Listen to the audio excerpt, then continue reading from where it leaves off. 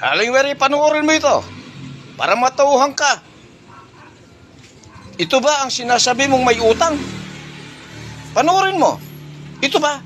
Ito ba sinasabi mong may utang? Balita naman mula sa Connecticut, USA, pagkatapos na mabili ng Iglesia ni Cristo ang Johnsonville Village, kasunod na isinagawa ang pagsasaayos ng mga makasaysayang gusali roon. Pangunahin sa mga nagkaroon ng major renovation ay ang dating Gilead Chapel upang may angkop sa mga pagtitipon ng iglesia. Alamin po natin ang detalye sa report ni Ellen Aguilar. A newly renovated house of worship in Johnsonville, Connecticut, in the Ecclesiastical District of New York, was dedicated to God on Saturday, the 1st of February.